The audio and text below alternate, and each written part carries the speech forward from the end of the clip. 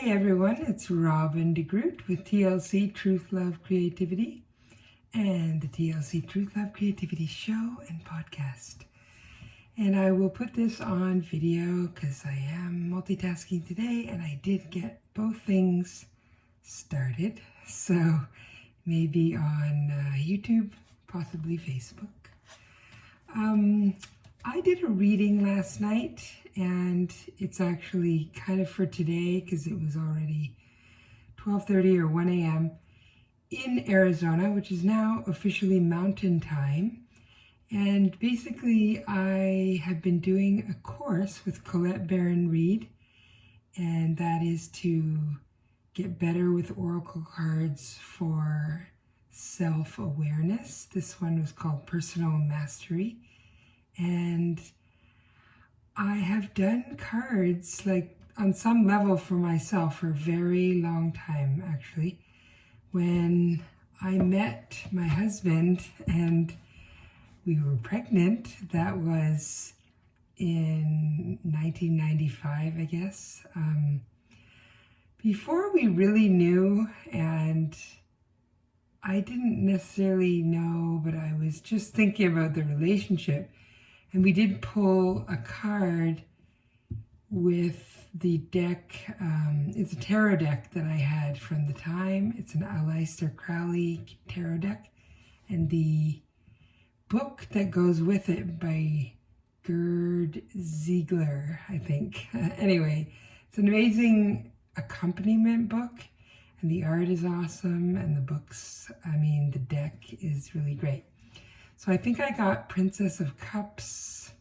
I'd have to check, but it really talked about being like birthing something new. And cups are the suit of water and receiving and femininity and all these things. So he was even kind of freaked out a little bit at the time because he felt like, this is a little strange, especially when soon after I knew that I was pregnant, and that was just pretty cool. So I've been doing this Oracle School with Colette Baron-Reid, and this is mostly to get more connected with the intuition that's available from cards, and connect myself to the collective consciousness and basically the universe with the conduit that is the cards. And I feel like that's always the case, but people can do oracle abuse, which is something I'm learning more about. And that's like just trying to pull the card the same, with the same mindset and same question over and over again, trying to manipulate it to get your own answer or something like that. So I did want to show this deck. This is the box. This is the guidebook. And this is the deck of cards. So I often shuffle them. I shuffle them back and front and put some in between purposely. I try to flip some around and do that every time I shuffle because there is an element of protection that comes with reverse cards. That was something nice to learn with these cards in this deck, is that reverse cards are not evil and bad and all this stuff. I don't really believe in that anyway, but I can see the negative that people have been taught on some level. And protection, to think of it as protection, is just a nicer way to think of it. And really, it goes more in line with what I believe, because protecting you from something is taking a different direction instead of it's just full speed ahead, all systems go on the upright card. So basically when something's in protection, it's just saying like, we're going to take a different direction, kind of, and we're not going to go the main direction of this card. Instead, it's protecting you from something by giving you this other advice. And I find that that's actually how I believe in things nowadays. So I don't really think there's bad events. I know that everything are lessons, and I just think that I really do see that one door closes and then another one opens, basically, because that thing is like acting like a protection in a way. And I just watched this video because there's a lot of stuff about Friends, the show, right now. And I don't know if they're doing a reunion, maybe. But Phoebe Buffay, which is Lisa Kudrow, was speaking at Stanford, I think. And she was talking about getting fired from Fraser, which was actually one of the best things for her, because then she was available to be cast on Friends. And it's really hard to see at the time and in the moment of the things that they seem like they're the worst things that can happen, kind of devastating. And she's someone who had a hard time deciding on things, I guess. I'm a bit like that. I don't know if she's a Libra. I'll have to check her out.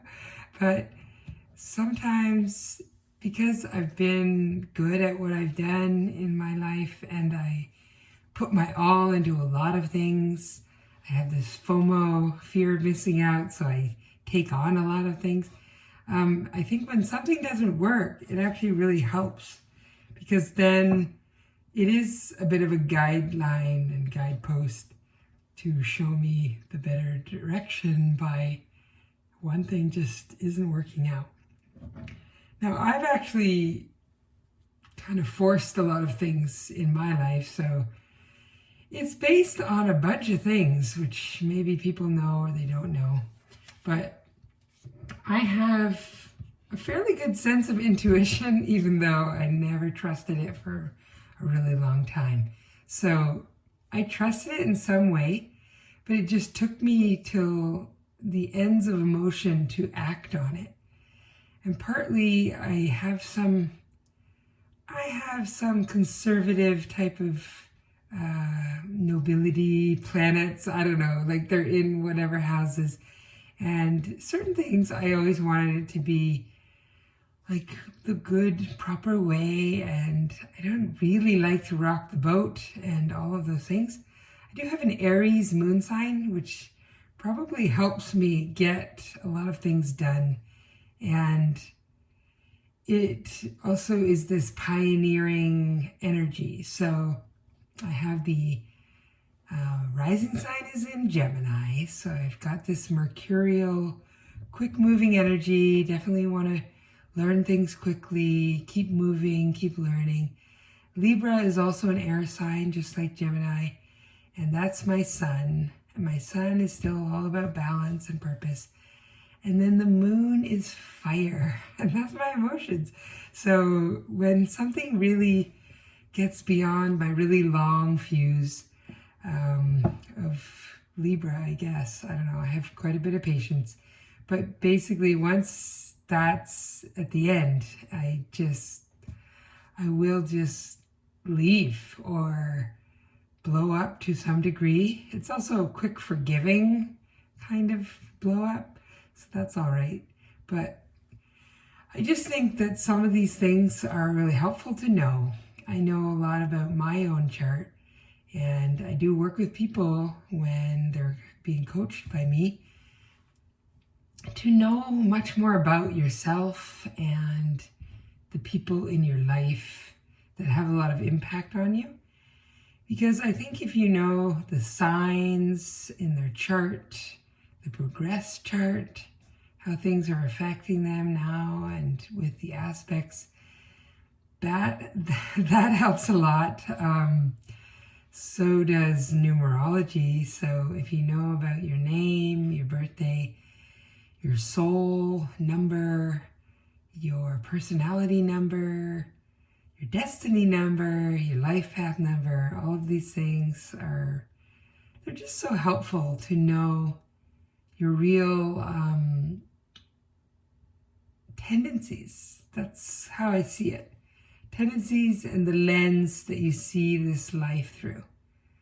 So these are some things that people can just really know, because this is the blueprint, and I like to call it the fingerprint, actually, if I'm talking about some kind of print theme with the way that I coach things. I would say it's more like your fingerprint, because everyone has a unique fingerprint. No two are alike, and you came with this when you were born. And in fact, I believe we chose this, actually. So we came with a certain kind of fingerprint that is uniquely ours, and our tribe, or I don't know if we're supposed to say that these days, but the community that you came in to and in with.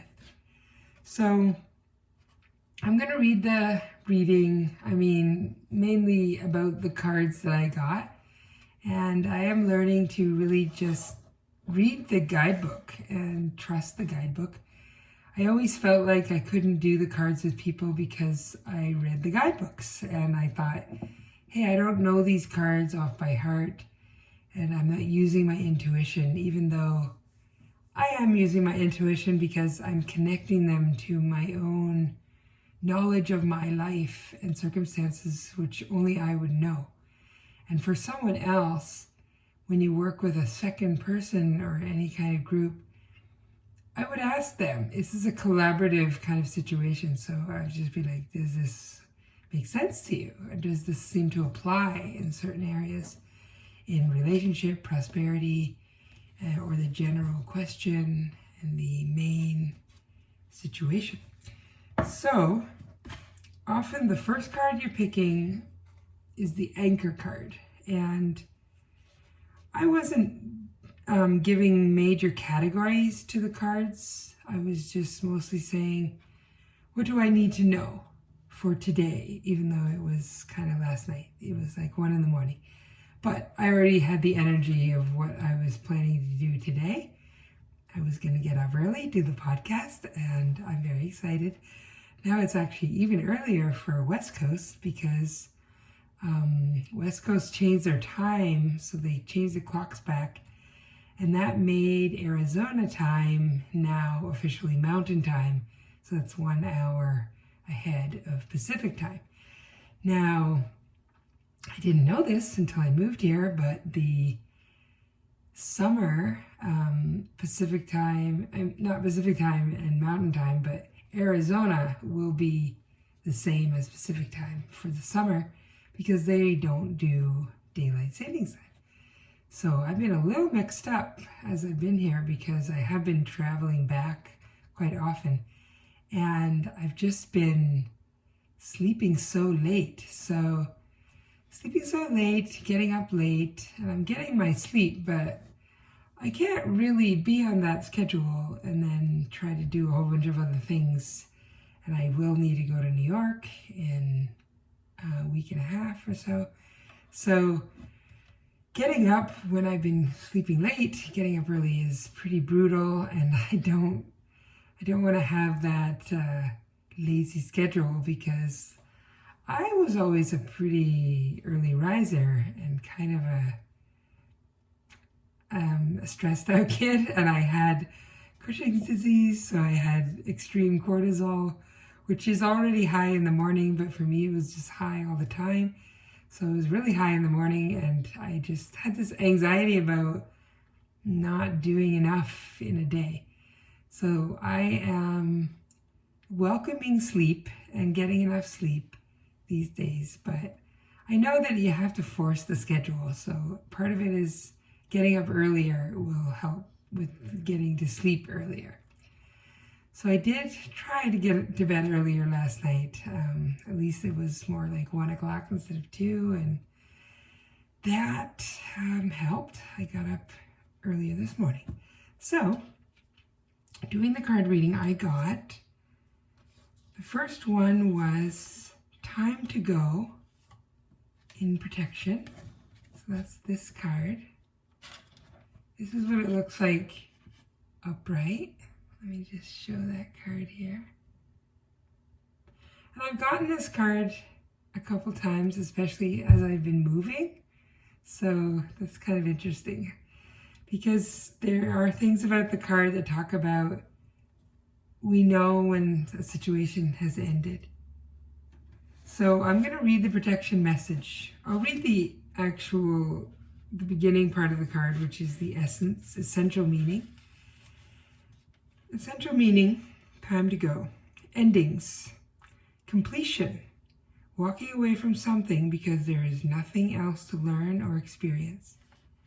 Now, I was thinking this morning, what would this relate to today? But the protection message makes a little more sense. Protection message, even if it appears that you've reached the end of the line and all is lost, it isn't. You're in a situation that will resurface again later. So consider this a break rather than an ending. Destiny is in charge here. You lose nothing and gain everything when you surrender to that fact. Your soul knows that your destiny is unfolding with perfect timing and synchronicity. Your small self, and she calls that the ego self is the small self. Your small self has doubts, but that is natural as it doesn't have the map of your destiny. The soul does. Spirit loves you. Trust that. Now, this is actually about a bigger picture. It's not just about today. Now, some of these things I am thinking, what can I do each day to get the coaching going and really just change my work? Because I've been in the San Francisco Bay Area for 20 years. And 6 years of that, I was a Montessori teacher. And then the next 14 years, I was doing different forms of body work, massage, but a lot of in-person singular hour work. So my goals with all of these changes, and I've been putting a lot of pieces in place for the last 5 years, I would say. And that's to really work on a global scale. And the bigger thing that allows that is video and audio and working online and speaking. So I'm really happy to work with a lot of these newer tools of modernity. And I just need to get this other thing going because the singular people, it was good, but I also felt like I was enabling people quite a bit. And I want to do so much more with groups and group work that is, it's intensive. So there's like 3 months, 6 months, maybe 9 months, or a year. But this intensive really isn't designed to transform. Now, I've had this happen with many other workshops and certain people I'm in contact with books I read. So the one thing becomes a trigger for me, and a trigger in a good way, that is a catalyst, basically. And it changes everything. So I would like to be that for people. I'm hoping these videos will be helping people. And just with my experience that others will have this same kind of transformative effect. Now, when I was in university, I was totally gung-ho, being an artist, working on art, and some emotional themes, some timeless themes with the goddess work. And I just felt like art can be powerful, and art is something that it will touch everyone in their own way, even though I'm the one who made it. But I become the filter or the channel for this idea. And the biggest thing I wanted to do was just make art, get it in museums, and have people be transformed by it. Now, I'm not sure if that's completely how it works in the modern day. I don't know how many people go to museums. I was very interested in some of the public art, and I still am, as well as performance art and performance in installations. So I still plan to get a lot of that going. And I do want to work with others in the mastermind on a creative level so that we all get our artistic, creative creations out of us. Now, what I felt like with this time to go, that it's a break, is it's because I'm worried a little bit that if I'm not seeing my old clients in San Francisco, that I closed that door, I burned that bridge. And I kind of know that I didn't. And I think this kind of feels like this isn't an ending to that. This is a bit of a break because there will have to be a straddling period, as Clint Arthur says. He says, when you're starting something new, it's a good idea to straddle. You need to still keep going what's been helping for so many years to support an independent life, which is what has happened for the last 14 years. I have been able to be independent, and that was a blessing because I did not really want to work for people anymore. This is the Aries moon in me, and I have Aries in other planets as well. And basically, I have lots of fire and lots of air in my chart. So this is a very mobile and moving chart. But some other parts of this was the fact that I need to trust the universe, trust the plan, trust the process, that the higher self, I like to call it the universe, knows the map, and my simple conscious mind, ego self doesn't know the bigger picture. So I know that this trust is necessary. And when I was talking about that little bit of intuition that I have, that I still do act on, I do. And that's how I ended up moving, because part of it is because I had an early astrocartography session when I was in my early 20s. And that's based on my brother's suggestion when I was working in Mississauga at the first Montessori school, and kind of close to home. So I was going back to Aurelia often. And I had sort of just lived on my own, moved out again from my husband, boyfriend at the time, with my daughter. And basically I was just struggling and not sure what I was doing.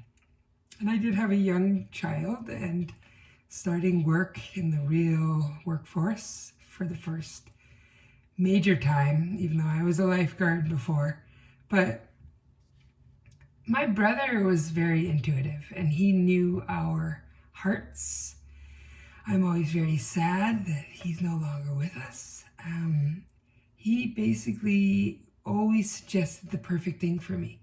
He suggested I go to art school. He suggested I take the Montessori training. And he suggested I take this astrocartography session with a woman in Vancouver, Ani Black. So I did that session. And what came up is that some very beneficial lines and areas for me are Africa and the West Coast, specifically Arizona. And I didn't want to do it. I was just like too scared, and I was frustrated with my brother. I was like, oh, why do you gotta kind of bring up this conflict in me again? Things are working, I'm making a living and whatever. So eventually I had to admit to the truth, and I moved to California because I just put out all these resumes, and when I had interviews California was the place that really worked. Now, I think this was, again, part of the bigger plan, some of the divine guidance. I knew there was a lot of healers and doctors working with bioidentical hormones at the time, and a lot of them were in Southern California. But I didn't know yet that I had Cushing's disease, but basically I knew something was really wrong with my hormones, and partly that happened when I had my daughter, that everything just became awry. I don't know, I was messed up. Kind of, my body was wildly not doing what it was supposed to do when it was having a child. And that was a blessing as well, because otherwise I never really would have known, because I was so ambitious and so determined and dedicated and disciplined to eat in such a way that was extreme and keep my weight down and exercise so much. And I also really liked sports, especially creative sports and dance and ice skating, figure skating, gymnastics, all these things. So I took as many things as I could when I was younger, and a lot of it still carried over into my early 20s. Mostly just the trampoline, which was a thing that I could do without hurting my back, and I could do it at home when I had my daughter. So anyway, I would just say that this was the perfect anchor card for me right now. All is not lost. This has only been one partial month. It's been about 3 weeks to almost a month of a major change. I've already moved into the house. I've moved most of my stuff and unpacked a lot of things. Gotten some furniture. I'm getting a little bit more furniture today. I totally believe in the recycling world of people moving out, selling their furniture, people moving in, buying that furniture. So I do enjoy Craigslist for that. And Facebook Marketplace has been really good. So I'm about to get another kitchen table, which reminds me of the kitchen table we had when we were young, which is the big round table that has opening that you can put leaves in it and make it larger for big gatherings. So I always wanted these pedestal oak tables because that's what we grew up with. And that table survived a house fire and all kinds of things, the one from my childhood. So this is kind of really nice to have that. I do like wood. This is a very beautiful house. It has hardwood and some carpeting, lots of high ceilings. And it's nice to get some furniture and just make it real. This is also a commitment thing for me, because I remember moving into some of the places in San Francisco and I didn't unload boxes for at least a year because I started to feel unsafe with my spaces because we were renting. And real estate just went so crazy for so long that it took a while for me to really unpack. So I'm forcing myself with a lot of things right now. So the second card was chop wood. Now, often chop wood is about not doing other people's things for them, but this time I think it's a little different, and I will read the guidebook. This one is upright, so chop wood. That one I will read most of it because it was upright. Can't miss my my driving to get the chairs today. So I just got to keep an eye on the time. Chop wood, being grounded, this is the essential meaning, in everyday experience, humility. So being grounded in everyday experience and humility. The oracle's message. There are times when the big dream is meant to lie dormant in your consciousness so that you can pay attention to the simple chores in your life. Consider why pruning a tree is the forerunner of delighting in the beautiful blooms when it is in full blossom. The mundane act of pulling off dead leaves, watering the soil, and then leaving it be to let nature take its course is an important step in manifestation. Taking your attention away from your goal brings you into a state of receptivity. This is the deeper purpose for releasing attachment. When you engage in everyday tasks in a meditative, contemplative way, you clear your energy to receive your aha moments, which bring you ever closer to what you seek. This is the relationship message. Nothing is as important right now as just doing what you need to do today, what you need to do day to day. Let your heart remember that not everything has to be hard-won, passionate, or even obviously meaningful. Relationships and friendships go through lulls when the everyday tasks are at the center of awareness. That is perfect now.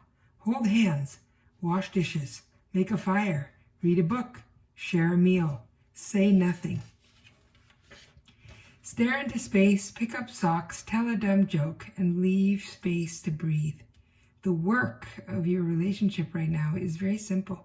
Just be present. Funny how it takes work to just be. All is well, really. Prosperity message. Now is the time to take small steps rather than larger leaps on the journey to creating your most prosperous life.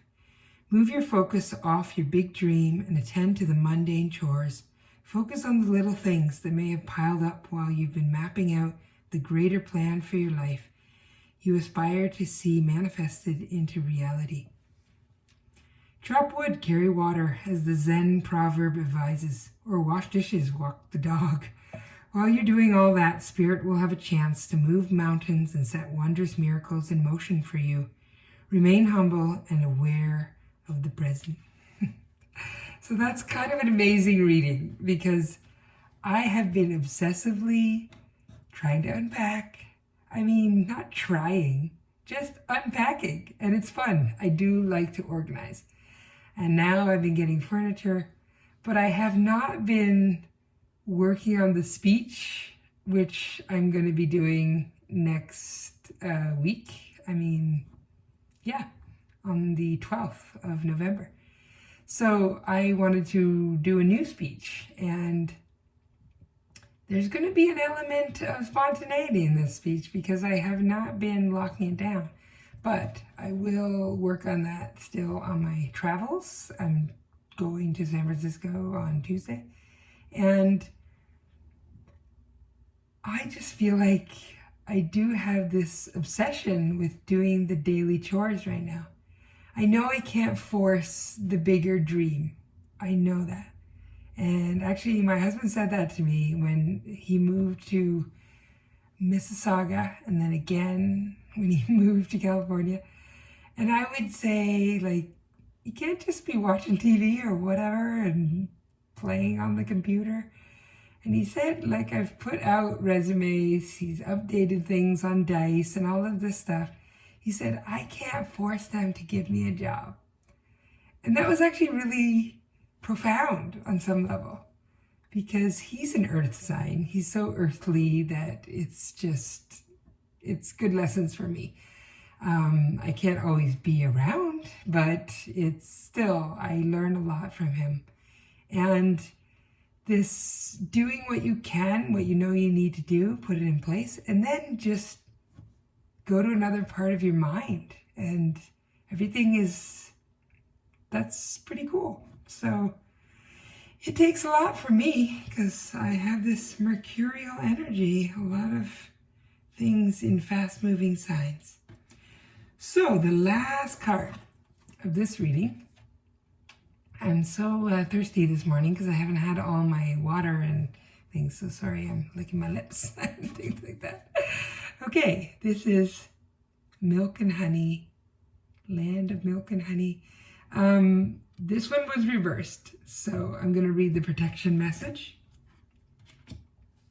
And as you may guess, milk and honey is often the abundance type of card. Milk and honey, essential meanings. The taste of prosperity, opportunities born of authenticity, nurturing abundance, trusting that your needs will be met. So the protection message. A nameless unease compels you to turn to pleasure and comfort as a means to escape what's really going on. It works in the moment, but only fleetingly, before the feelings return and you need to re-up until you're exhausted. Feeling worse than before, you may continue struggling, or you may see the light and choose to surrender to spirit. Now is the time for practicing extreme self-care.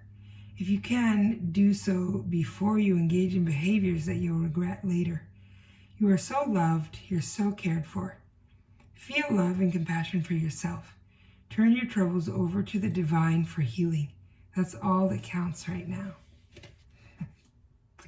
Now that's also an amazing card.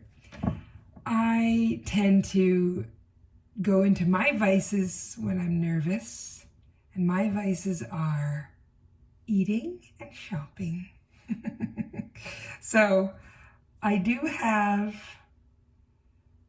the knowledge or the experience to at least eat things that are better when I know that this obsession with me is to eat. So yes, I don't smoke, I don't drink, I don't do all those things, but I still have some issues to some degree with food. And this has been a lifetime in the making. I've had so many diet restrictions and then other experimental times in my life when just food had to be special. So my daughter is often saying, well, you gotta deal with those eating disorders. It's kind of true. And I don't really see it like that, but I know that it's there. So I do buy a lot of keto products, and usually I will make them, but right now without a full kitchen setup, and I actually need to block off the kitchen with a curtain.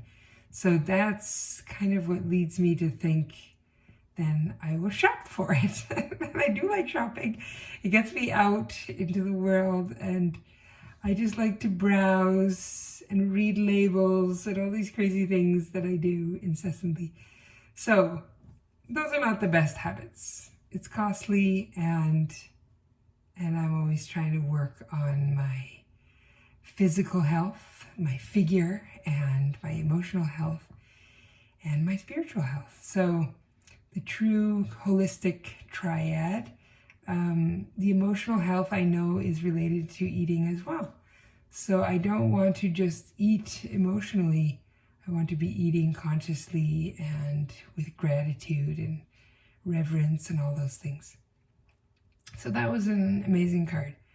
I do feel like the cards were perfect. I know that they tend to be, but it's getting even more as I'm learning this. And I want to do this more often. I want to work with people with the cards and the runes and the I Ching and these other divination methods or oracle methods that I have been working with for quite a long time. And the reason I really like to coach that way is because it's not me. Like, there's an element of me in my experience that definitely has empathy, and I have done a lot of things, so there's a good chance that I will empathize and relate to many situations that people are in. However, I am not the big ego that I'm the one healing you and guiding you. It's connecting you to the universal truth, your universal truth, the greater consciousness, the collective consciousness, and the universe's wisdom. So that's why I'm very excited to work with people with the laser coaching program. And yes, I have my other programs. I have the mastermind, which is the ultimate dream and ultimate intensive. if you're ready for that. But if you're not, and you want to start with something it's really supportive and it's really quick and kind of like other people with this mercurial energy and a lot of air and fire in their charts, and basically just people who move fast and learn quickly and do new things and change all the time. The 1 year unlimited laser coaching program I feel like it's a no-brainer. So if you have any inkling that you want to do this, just drop me an email and I will set you up with this. And the earlier you are, the more you get time before 2020, because I just think a lot is happening in 2020. This is the change of a decade, so this is major. And 2 and 2 added to 2 is 4. So 4 is a building year. It's a foundational number. So I would just try to get your ducks in a row and think about the foundation of your dreams, of spirit and your actual purpose. So this is where I love to be the channel and the collaborator and the conduit and the balancer, the equilibrium, focal point, the fulcrum, all those things that a Libra is just so naturally destined to be for others. So I'm going to sign off because I really got to get going. I got to drive to pick up some of these chairs because the chairs and the table are not together, but they're both really awesome, good price. And I will see you all next time. Signing off.